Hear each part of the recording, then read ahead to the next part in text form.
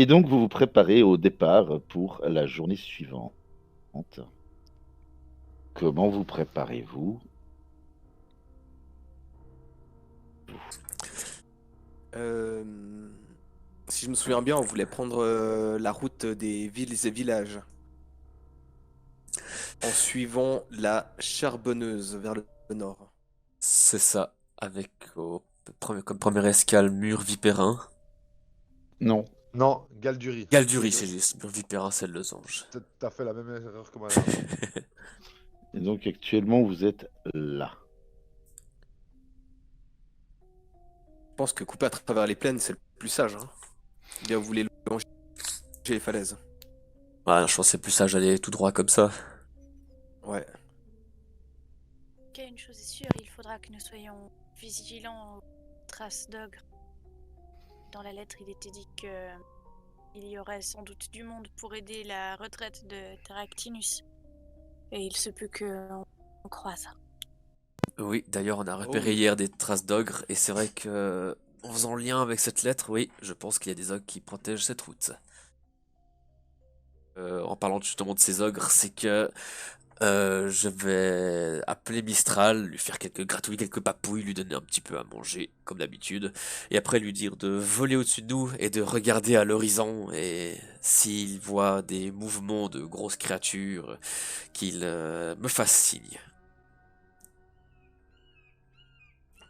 C'est bien Mistral. Pardon. Et donc Mistral prend son essor et va périodiquement survoler la région. Dans la mesure où c'est un faucon, c'est quand même un animal qui a un vol qui lui demande énormément d'énergie. Donc il va périodiquement venir se reposer sur toi. Yes. Prenez d'autres dispositions pour la marche. Bah, apparaître hyper attentif à toutes les traces qu'on pourrait voir. Hmm, Simplement estimer si il y a eu des gros mouvements de troupes par là ou si c'est sauvage ou si c'est une route normale. Je sais pas, on va faire ce genre d'analyse. Mhm. Alors, c'est une route qui, d'ordinaire, est quand même assez, assez fréquentée, mais bien évidemment pas en hiver. En hiver, les routes sont très peu fréquentées. Déjà à cause des dangers, bon, mais ce sont les dangers habituels, hein, mais aussi à cause du froid, bien évidemment, qui provoque tous les dangers qu'on peut imaginer. Euh, donc, vous avez des chances de croiser éventuellement des gens, mais d'ordinaire relativement peu. Mais effectivement, vous allez être attentif tout au long du chemin à ce qui pourrait se présenter. Et du reste, Mistral, lui aussi, fait le nécessaire pour vous prévenir en cas de, on va dire, pas forcément de danger, mais s'il y a quelque chose d'inattendu. Et puis vient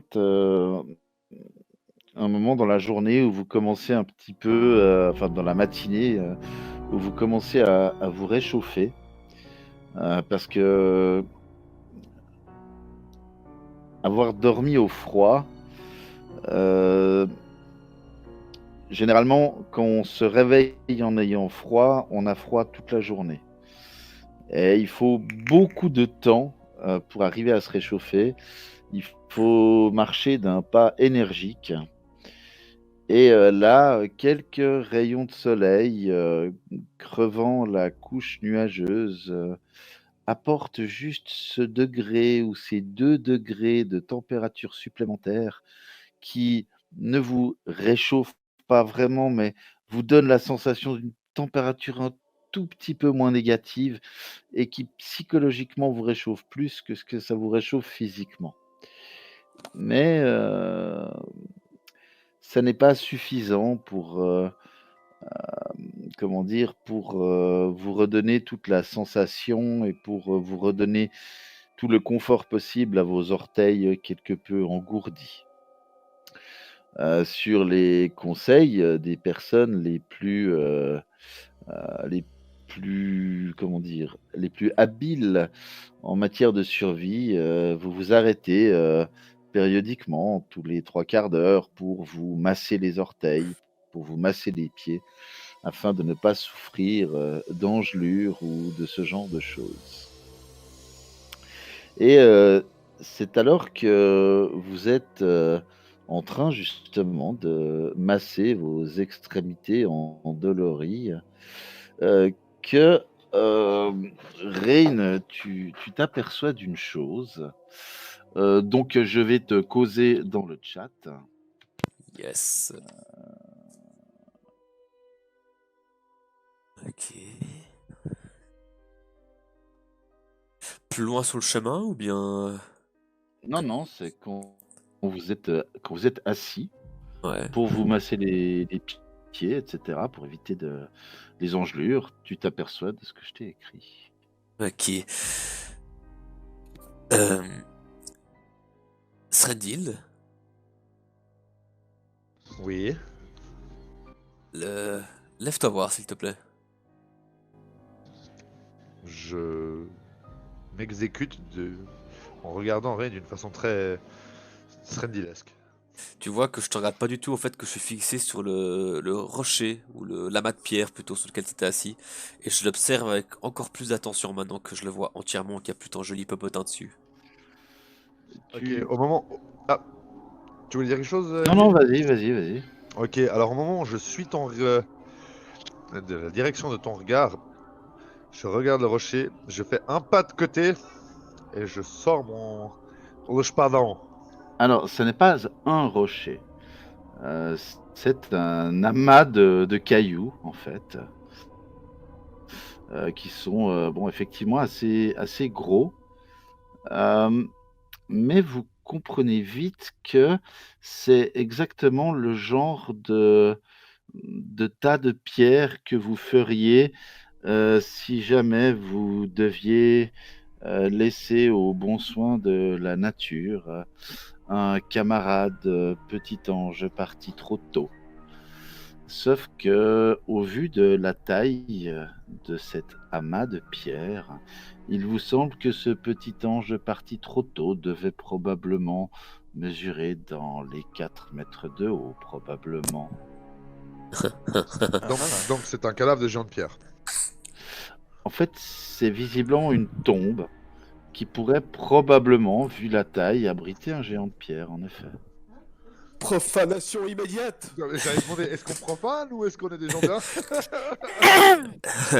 Kourou qui a déjà les mains dans la terre. Quoi? Oui, Tilia, je t'écoute. Là, je tape juste le petit symbole de Sarenrae que j'ai contre le bras et puis je fais un lever de sourcil du style. Qu'est-ce que je t'ai donné hier soir? Moi je Bon, plonge. oui, j'étais lancé avec un sourire et puis je commence à trembler, je suis sur place comme ça. Et... Alors, moi, il va sans dire que immédiatement, je vais analyser encore plus précautionneusement tout le terrain autour pour voir traces de géants, il y a combien de temps, est-ce qu'il y en a, et tout ça. Fais-moi, s'il te plaît, un jet de survie. En En aveugle, c'est ça? En aveugle, exactement. Survie. Alors, il te semble qu'il y a eu lutte par ici. Sous la neige, tu aperçois du sang gelé qui a été recouvert en partie par de la neige, hein, donc tu dois écarter précautionneusement couche par couche de neige, enfin couche de neige par couche de neige, et tu arrives à te faire un tableau.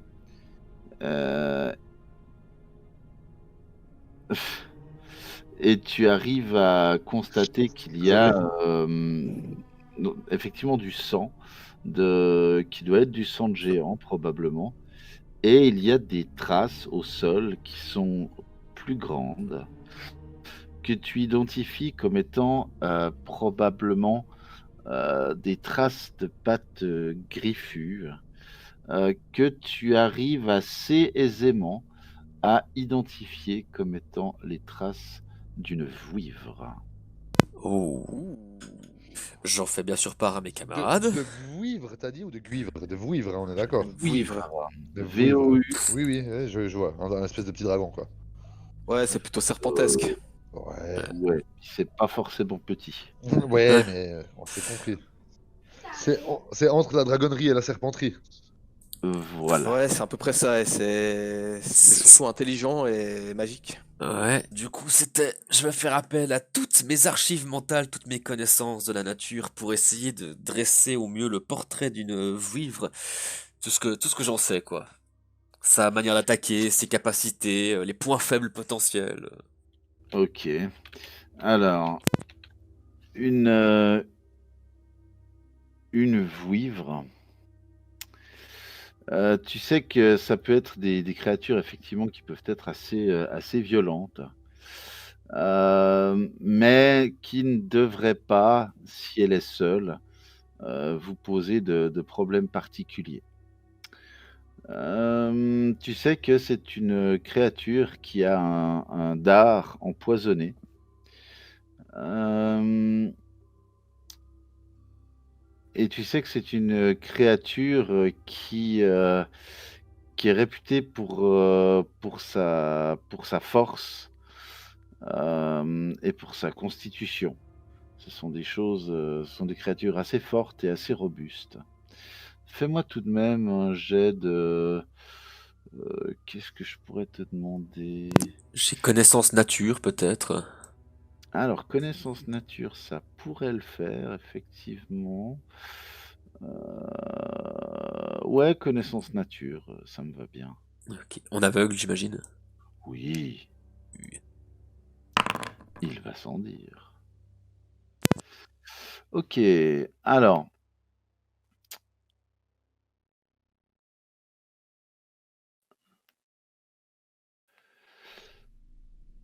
ouais, tu arrives à savoir que c'est une créature qui est, plus à l'aise, par exemple, pour combattre depuis les airs, hein, que depuis le sol. C'est une créature suffisamment intelligente, pour connaître le langage, et tu sais que ce sont des animaux particulièrement territoriaux. Si, on n'entre pas sur leur territoire et si elles ne sont pas en période de chasse, ça ne devrait pas poser de problème. Mais, elles sont tu sais, par exemple, que les dragons les considèrent, comme étant des barbares et des sauvages, quoi. Ok, ouais. Voilà. C'est en gros ce que tu arrives à savoir sur les vouivres, qu'on appelle aussi, dans certains endroits, des wyverns. Ouais, ça. Ce sont des créatures plutôt solitaires que l'on peut trouver en couple ou des fois avec leurs jeunes. Et les portées vont de 2 à 4 petits. Ok. Est-ce que déjà, l'amas de pierre, il y a de la terre. Est-ce que la terre devant l'amas de pierre, est-ce qu'elle est retournée fraîchement? Est-ce que ça peut être une vieille tombe? Est-ce que la moisissure, la verdure, les mousses et lichens ont eu le temps de repousser sur les pierres et tout? Ça date de quelques jours. Ah, c'est relativement frais alors. Tout à fait. Donc ça date de. Est-ce que, en sachant que quand on est parti, le temps qu'il nous a fallu pour venir ici, le jour de l'attaque, est-ce que j'arrive à estimer qu'est-ce qui est Le géant arrivé en pendant le question a trajet? pu se faire buter à l'aller ou au retour. C'est très potentiellement un de l'escouade de Terractinus. Ouais. J'allais dire, est-ce que de votre côté, il y a des géants qui se sont enfuis et qui étaient blessés? Oui, il y en a eu Bah, deux, je crois. le premier groupe, quand on les attaquait, j'en ai tué deux. Enfin, on en a tué deux, et il y en a un ou deux qui ont pris la malle. Et Ouais. la fuite. Et ils étaient blessés. C'est plus Alors possible qu'on en a deux. peut-être ont-ils succombé à leurs blessures? Soit ça, soit ils ont été weaved. Bon. Je pense pas forcément que ce soit utile d'ouvrir la tombe. Non. Je pense que c'est inutile totalement, purement et simplement. Très bien, allons-y. Avançons. Alors vous continuez à progresser et vous faites donc attention au sommet que vous voyez plus au nord, les monts pleins de brume. Parce que c'est potentiellement par là-bas que d'où pourrait provenir éventuellement une potentielle attaque de vouivres. Parce que c'est à peu près le rayon d'action, enfin c'est un peu plus que le rayon d'action normal d'une vouivre. Une vouivre a à peu près un territoire qui fait un rayon de 25 km. Ça peut aller jusqu'à 50 km pour les plus gros spécimens. Donc vous avancez précautionneusement et le soleil, encore très bas sur l'horizon, au vu de l'heure et de la saison, fait que vos ombres s'allongent en direction du golfe de Varisy, qui, de par l'orientation du vent, amène encore à vos narines les odeurs d'iode qui viennent du large.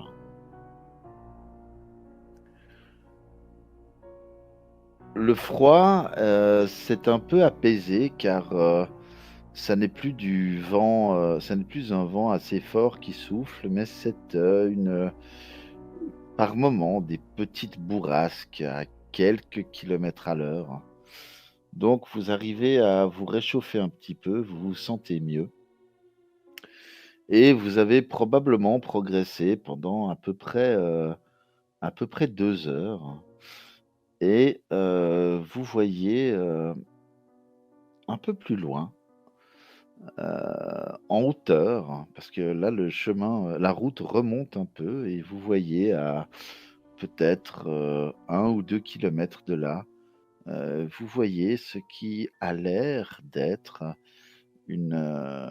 probablement une chaumière ou peut-être un relais ou bref, il y a des maisons qui vous semblent être de taille humaine, on va dire. Est-ce qu'il y a l'air de l'avoir de l'animation? Est-ce qu'il y a de la fumée qui sort de la cheminée, par exemple? Fait, mon brave, il y a effectivement de la fumée qui émane de la zone. T'arrives pas vraiment à dire si ça vient de la cheminée ou si ça vient d'autre chose. Il est quelle heure, t'as dit? Là, il doit être à peu près, on va dire, 9 h, 10 h du matin. Ah ouais. Qu'est-ce qu'on Donc, fait? Est-ce qu'on va voir par là si par hasard il y a eu des ogres qui seraient passés dans le coin ou des géants? Voir s'ils peuvent nous donner des infos ou est-ce qu'on continue tout droit? Bah, s'il y a quelqu'un, on peut avoir des infos. Et s'il y a personne, on peut en profiter pour se reposer un moment, non? Bon, on En vient tout de cas, se lever, je pense qu'on n'a pas besoin de se reposer, mais c'est vrai qu'avoir des infos ou ne serait-ce que prévenir les habitants que des ogres peuvent rôder dans le coin, ce n'est pas une Ou des mauvaise géants, idée. ouais. ouais, Effectivement. ok.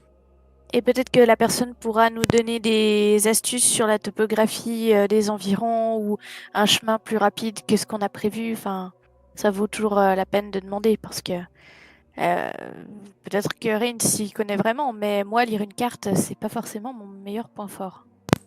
Je lis bien les cartes, mais disons que les cartes de Vesnots sont très relatives.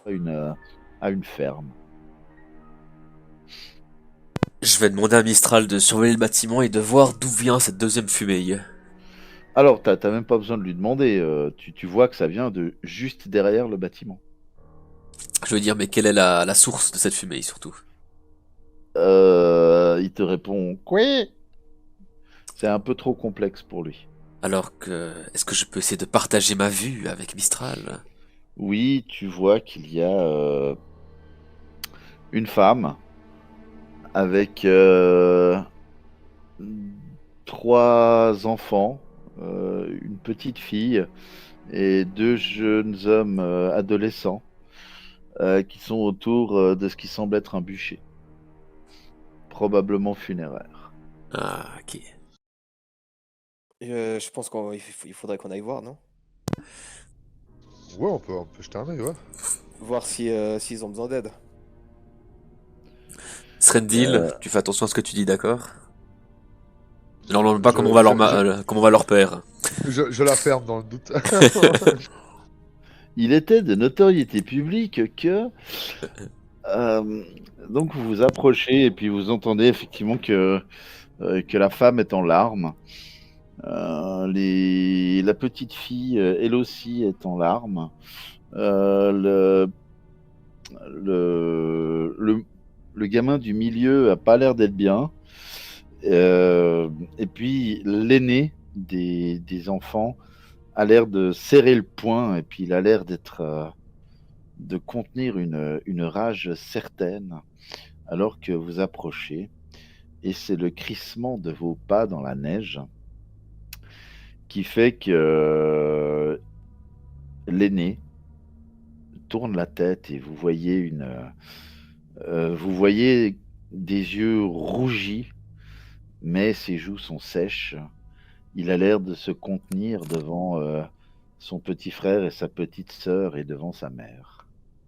Et d'un air relativement digne, pardon, il vous dit oh là, étranger, d'où venez-vous? Que venez-vous faire par ici? Les routes ne sont pas sûres. Et là, entendant cela, la mère se retourne entre 2 sanglots, vous voit, essuie ses yeux, et les 2 plus petits viennent. La petite va se cacher derrière les jambes du grand frère, et le moyen, il se cache pas derrière sa mère, mais il se met un petit peu en retrait quand même derrière sa mère. Pas d'agitation, nous venons en paix. Bien, très bien. Écoutez, on peut, par le froid qu'il fait, on peut peut-être vous offrir un peu de bouillon, ça pourrait vous faire du bien. Mais bien sûr, c'est bien volontiers. Et là, l'aîné, il fait j'y vais, maman, t'inquiète pas, je m'en occupe. Puis elle, entre 2 sanglots, elle acquiesce d'un mouvement de tête. Et puis elle se met à la hauteur de la petite, et puis elle lui fait tu veux aller ou tu veux rester? Puis il fait non, j'aimerais encore être avec papa. Et puis le moyen, lui, il suit, il suit son grand frère qui lui a fait un signe de tête pour lui dire viens m'aider. Et puis l'aîné, qui a toujours la mâchoire très serrée, vous fait signe de le suivre jusqu'à la chaumière. Et quand vous entrez dans la chaumière, vous constatez que c'est en fait pardon, un seul grand espace chauffé par effectivement un âtre dans lequel un feu brûle. Il y a là des poules à l'intérieur de la maison. Parce que pour ne pas qu'elles souffrent du froid, on les laisse rentrer dans la maison, hein, c'est coutumier, et ça évite d'avoir à chauffer un autre bâtiment. Donc les poules sont dans la maison. Il y a aussi des clapiers à lapins. Et puis vous voyez qu'il y a, c'est une seule grande pièce. Vous voyez qu'il y a un rideau, un endroit qui a l'air de séparer l'espace, on va dire, cuisine, salle à manger, clapier, poulailler, de ce qui pourrait s'apparenter à la zone de sommeil de la famille. Vous arrivez à discerner plus ou moins pas dans l'encadrement, mais au-delà du rideau, qui a l'air effectivement d'avoir un seul grand lit pour toute la famille. Et Qu'est- puis, Pardon. le jeune, vous fait enfin, pardon, l'aîné vous s'assied à table et visiblement, il a l'air de prendre la place du chef de famille. Il vous fait un signe de main pour vous asseoir et puis le petit, lui, est en train de prendre, ce qui a l'air d'être du bou enfin, il prend du bouillon dans la marmite qui est sur le feu. Il vous amène à chacun, un bol de bouillon. Merci. Signe Est-ce de que tête. alors je remercie. Et en faisant le tour avec mes yeux, est-ce que je vois des choses qui s'apparentent à appartenir à un homme? Une veste, un veston, une hache trop grande pour être manipulée par un enfant de cette taille, quelque chose. Alors l'enfant, enfin l'ado qui joue le rôle du chef de famille en ce moment, il est suffisamment grand pour manier des outils et c'est probablement ce qu'il fait déjà depuis 1 ou 2 saisons, d'après ce que tu peux estimer. Mais oui, il y a des affaires d'hommes, effectivement. Ok, est-ce que je vois de l'usure sur ses mains, des trucs comme ça justement, tu vois? Clairement oui. C'est un gamin de 15 ans et à 15 ans, ça fait, déjà probablement 5 ans qu'il travaille au champ. Du reste, le plus petit des 2, lui aussi a de la cale aux mains, ça a l'air d'être vraiment une famille, qui vit, du peu de commerce qu'ils peuvent faire sur cette route et du fruit de leur élevage et de leur champ. Donc oui, tu as affaire à des gens qui travaillent. Ok, ok, d'accord. Mais ouais, j'ai l'impression que ça fait longtemps qu'il y a pas ça fait déjà un petit moment qu'il n'y a pas un homme dans la maison. Il est pas mort hier, le père, c'est ça que j'essaie de comprendre. Ah, si, Ah, si. bon, il est mort hier, ok. Ah, vous les avez vus devant un bûcher funéraire. Ouais, ouais, ouais, ok, d'accord. Donc oui, il y avait le macabre qui était en train de finir de cramer, Et quoi. il était encore en train de. Ok. Ouais. Euh, Bah, en fait, je vais pas suivre mes camarades à l'intérieur. Je vais retourner à l'extérieur et puis proposer justement, expliquer que je suis une prêtresse de Sarenrae et que je les accompagne dans leur douleur et que si ils souhaitent que je prononce quelques mots pour le défunt. Et la mère se retourne vers toi et la petite a l'air d'avoir un peu plus, d'être un petit peu plus tranquille parce que voir que tu es à la même taille qu'elle, même si elle a conscience que tu n'es pas une enfant, le fait que vous soyez à peu près de la même taille la rassure. Et puis, elle dit: «Oui, dis quelque chose de gentil pour papa». Et puis, tu vois que la mère, toujours elle se tait. Et effectivement, elle te fait un signe de tête, te disant oui, elle acquiesce. Tu vois que, alors que tu commences à prononcer une oraison funéraire, tu vois que la mère, a l'air d'avoir, de la reconnaissance dans ses yeux. Tu vois que son visage est toujours empreint d'une tristesse immense, mais que, elle a l'air d'être un peu plus détendue. Fais-moi un jet de sense motive, s'il te plaît. C'est psychologie et tu me le fais aussi en aveugle, s'il te plaît. Oh, oui.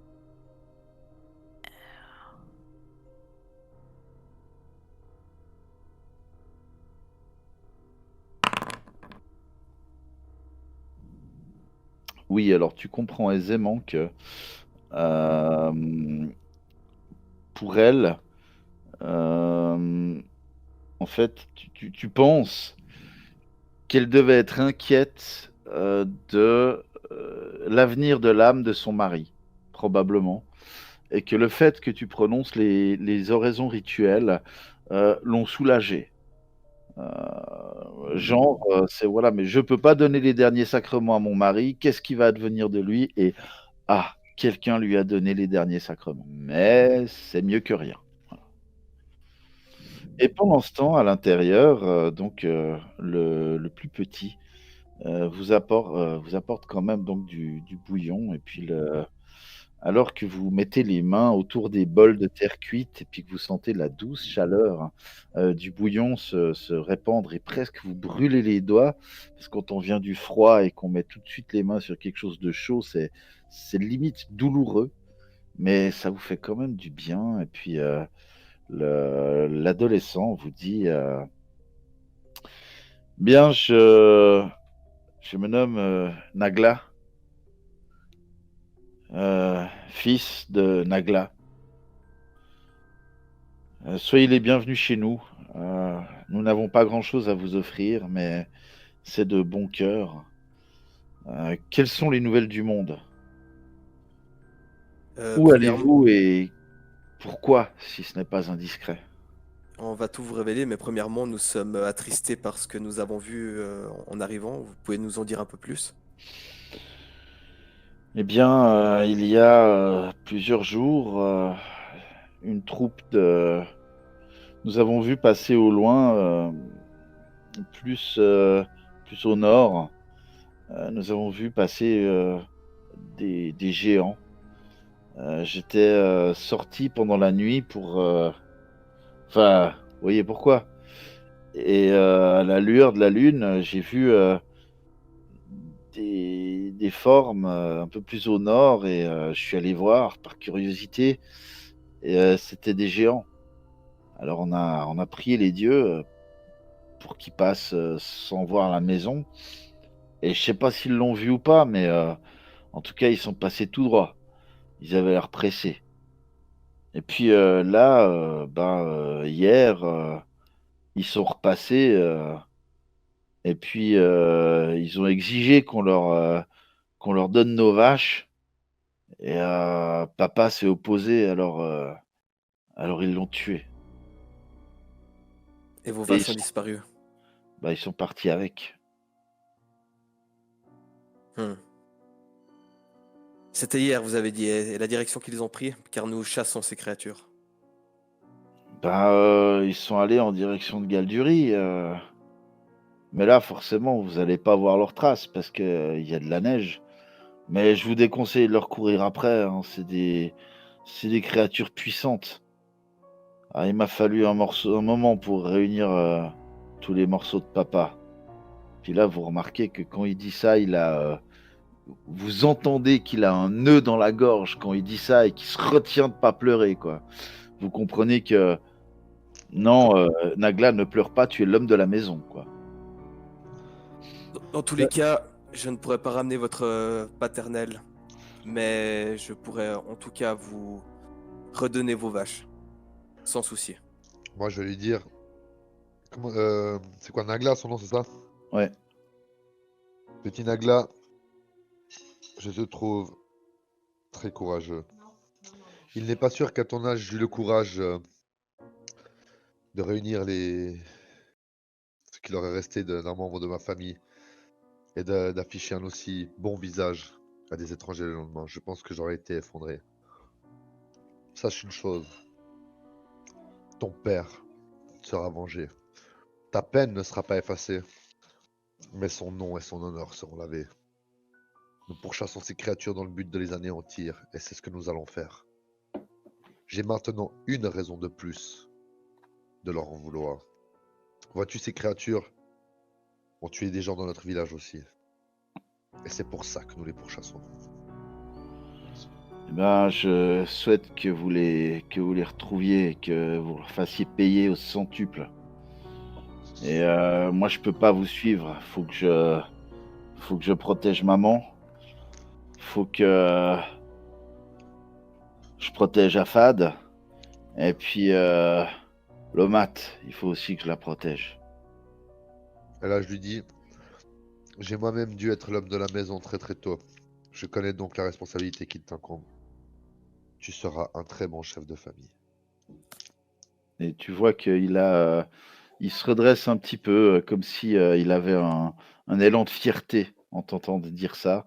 Là où tu avais discerné un élan de fierté un peu négative quand tu as commencé en disant petit, tu as senti qu'il avait un mouvement de recul, l'air de dire mais je suis grand. Et puis il s'est adouci au fur et à mesure de ton discours. Et avec ce que tu as dit, il a de nouveau un élan de fierté, mais de ce coup-ci, tu sens que c'est plus une fierté négative, mais une fierté positive. Tu sens qu'il y a une fierté reconnaissante. Alors, combien pour vos vaches disparues? De combien avez-vous besoin? Comment ça, combien? À combien estimez-vous l'achat de nouvelles vaches pour pouvoir faire tourner le domaine et vous sustenter? Bah, disons on va réussir à se nourrir. Là, on a de quoi pour l'hiver, mais c'est vrai que on va pas avoir de lait, et puis, voilà, on va plus pouvoir avoir de veau, mais bon, on va s'en tirer, on va bien réussir à acheter une vache, quoi. Je vais prendre 10 pièces de platine parce que j'ai beaucoup de pognon. Et puis j'irai les planquer un moment dans la baraque quand il verra pas. Je les déposerai simplement et puis comme ça ce sera pas un don et puis il Alors sera moi, je vais, obligé d'accepter l'argent. alors moi, je Ouais. vais quand même faire quelque chose. J'ai pas énorme, j'ai que 20 PA. Je vais les sortir. Attention, quand j'ai plus de fric, puis je lui dis, ce bouillon était bon et ravigorant. Je crois que c'est vraiment ce dont j'avais besoin. C'est jeune homme, ma mère est serveuse dans un bar. Elle a trimé. Et s'il y a une chose que je sais, c'est que tout travail mérite salaire. Nous avons tous mangé à ta table. Nous avons réchauffé nos cœurs, nos âmes, nos mains et nos gosiers grâce à toi. Ceci t'appartient. Et je le regarde, tu sais, je les pose devant lui et je regarde bien dans les yeux et je lui dis, ceci n'est pas de la charité. C'est un salaire, petit. Tout Et travail. il te regarde, il prend les pièces, il fait: «Merci, mais vous savez que je vous offre l'hospitalité. Je sais. Ça n'est pas un métier que je fais, c'est un devoir d'hospitalité. Mais je comprends votre motivation et tu vois qu'il jette un œil à son petit frère et tu vois que, c'est comme s'il regardait sa mère et surtout sa petite sœur à travers le mur parce qu'il sait où elles sont et puis tu comprends qu'il veut te parler d'elle en disant ça. Il Ouais. dit: «Je comprends votre motivation et c'est pour cette motivation que j'accepte». Et je lui fais un très grand sourire. Et puis, vous voyez qu'il amène un tabouret à côté du sien pour que sa mère, prenne place à côté de lui. Et puis, la femme, dit, «Bien, je m'appelle Bandel. Je suis, heu, je suis donc, la femme de Nagla, père de 3 enfants et défunt mari. C'est avec plaisir que mon fils, vous offre en notre nom à tous l'hospitalité et je tiens à là, il regarde Tilia, à vous remercier pour, les sacrements que vous avez prononcés pour mon époux. Je sais que grâce à cela, Pharasma l'emmènera, au bon endroit. La séparation est triste, mais ainsi va la vie dans nos régions. On a plus l'habitude de perdre, des enfants que de perdre un mari, mais je pense que, comme pour les enfants, la douleur de la perte s'estompe avec le temps. Et c'est une route dangereuse. Vous ne devriez pas aller par là-bas. Oh, bien sûr, il y a Galdurie, mais je je pense pas que les géants auront osé s'attaquer à Galdurie. Il y a bien trop de mages là-bas. Mais méfiez-vous, méfiez-vous des coins sombres, méfiez-vous des coins rocheux et faites attention à vous, prenez vraiment garde.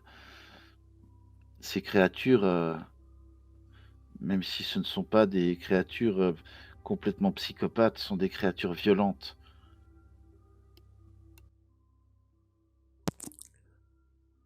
Merci pour ces informations. Mais si cela peut vous rassurer, et plusieurs de ces créatures, une dizaine, ont tenté d'attaquer Point de Sable. Mais nous avons pas... Oui, mais nous avons réussi à défendre la ville, et elles ont fui. Malheureusement, je crois que certaines de ces créatures sont venues jusqu'ici. J'ai une sœur qui habite Point-de-Sable et puis, il y a la toute petite qui a le visage qui s'illumine. «C'est tante Suzy!» Et puis, la mère qui fait: «Oui, c'est tante Suzy qui habite Point-de-Sable». J'imagine que je la connais. Alors, oui, sur une ville de 1200 personnes, tu connais à peu près tout le monde, sans les connaître forcément personnellement. Tu Ouais, connais en ouais. tout cas tout le monde de vue et oui, tu identifies, en fait, elle s'appelle Suzanne, tout le monde l'appelle Suzy et puis, elle travaille au Est-ce que je sais si elle fait partie des vivants? tu sais qu'elle fait partie effectivement des vivants. Alors, je tiens tout de suite à la rassurer en lui disant: «Écoutez, ne vous en faites pas, je suis de Pointe-Sable, je suis natif de cette ville et je connais bien Suzy et je sais qu'il ne lui est rien arrivé». Merci, me voilà, soulagé, quand vous m'avez dit que 10 de ces monstres ont attaqué, votre ville, je ne vous cacherai pas que j'ai eu peur. Mais, bon, tant mieux. Si ma sœur va bien, on pourrait peut-être envisager d'aller vivre là-bas, ce serait peut-être plus sûr Heu, qu'ici. Vous vous voulez passer la nuit ici? Vous voulez vous reposer? Non, non, nous allons partir immédiatement. Ah, bon, bah, écoutez, vous savez combien de temps de trajet il nous reste jusqu'à Galdurie? oh, ben, Galdurie, ouais, vous y êtes pas encore, hein. Il y a, oh, vous avez, facilement, 3 à 4 jours de marche encore. Et je subodore que vous reprenez le chemin. Hmm. Comme je t'ai dit, j'adresse une prière à Erastil pour qu'il bénisse, enfin qu'il accorde sa bénédiction au domaine familial. Très bien et tu vois que, très religieusement la mère, accompagne ta prière. Oh, il va sans dire que tu y as aussi, hein. J'imagine, en effet. Et donc, après avoir, fait vos au revoir, à, Nagla, à la petite, ça y est, j'ai oublié son nom. Tomal, Lomat, un truc comme ça. Lomat, oui, Ouais. merci. Vous faites, vos au revoir et puis, vous continuez votre chemin.